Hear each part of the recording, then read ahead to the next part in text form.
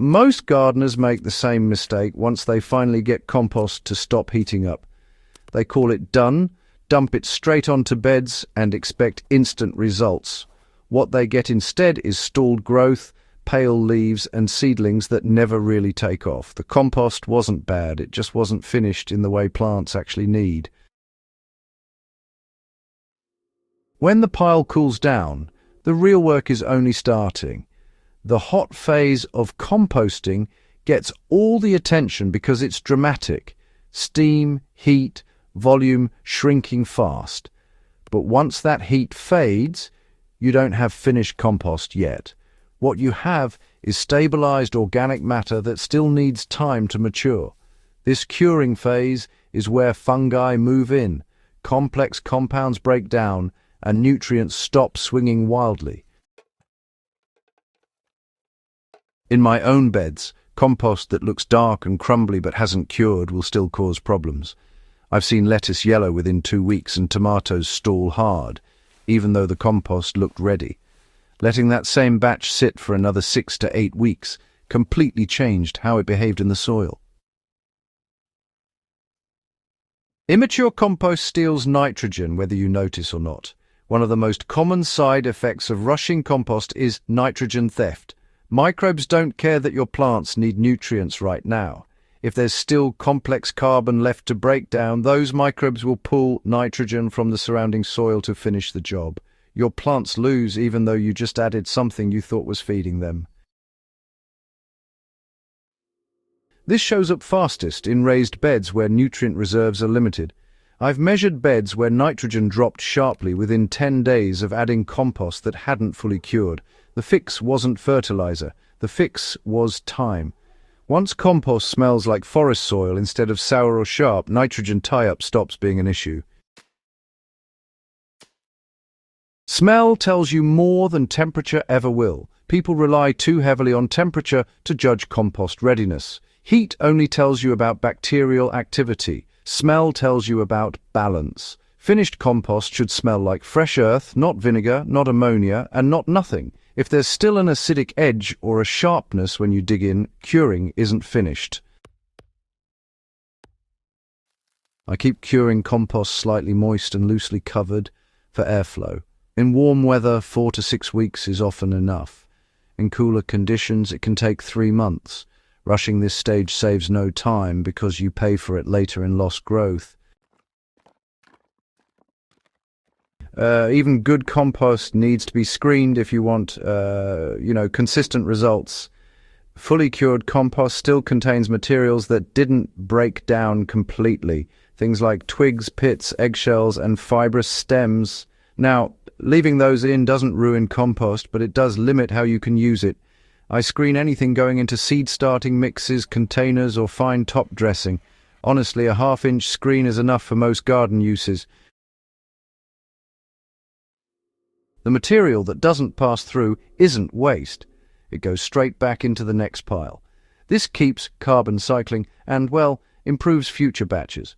Screened compost behaves differently in soil. It integrates faster, distributes microbes more evenly, and doesn't create dry pockets or air gaps around roots. Compost isn't fertilizer, and treating it like one causes confusion. This is where a lot of advice goes wrong. Compost does not feed plants directly in the way fertilizer does. It feeds the soil system that feeds plants. If you pile compost on top of compacted soil and walk away, you haven't finished the job. For compost to do what it's supposed to do, it really needs contact with soil biology. I work compost into the top 3 to 5 inches in annual beds. In established beds, I'll just lightly scratch it in or apply it under a breathable mulch layer so organisms can pull it down naturally. Just dumping it on top and calling it done, well, that actually slows everything. Soil integration is where compost actually becomes valuable. Once compost is in the soil, decomposition continues at a slower, more controlled pace.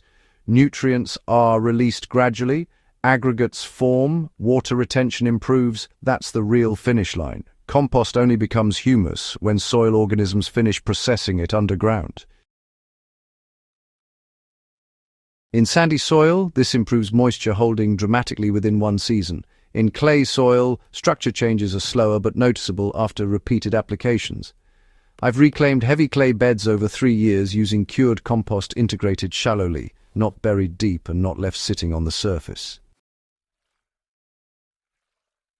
You know, containers and hydroponics, they reveal mistakes a lot faster than traditional gardens do. If compost isn't finished, well, containers will expose that right away. The roots just have nowhere to escape.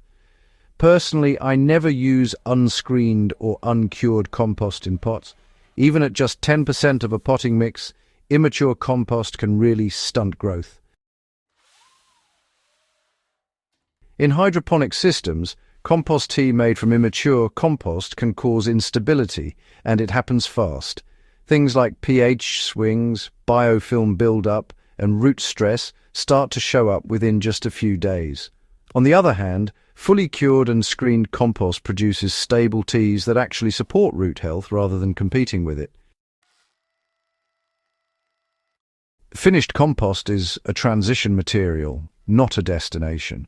The mistake really is thinking compost has an endpoint outside the soil. It doesn't. Compost is a bridge between waste and living soil. The process only truly ends when it becomes part of the soil ecosystem and stops being recognizable as compost at all. If your compost still heats up, smells sour, or shows obvious food scraps, it isn't ready. If it smells like earth, stays cool and breaks apart easily, it's ready for screening and integration. That's when it starts doing real work. Better harvests come from patience, not shortcuts. Every time I've rushed compost, the garden paid for it. Every time I've cured it properly, screened it, and applied it with intention, growth improved without adding anything else. Compost rewards patience more than almost any other input. If you want soil that improves every season instead of constantly needing fixes, stop treating compost as the final step. It's just the beginning of the last stage. If this kind of practical, experience-based soil knowledge helps you grow better food, subscribe to Gentle Herb Living and share this video with someone who keeps wondering why their compost should be working by now. Better gardens come from understanding the process all the way through.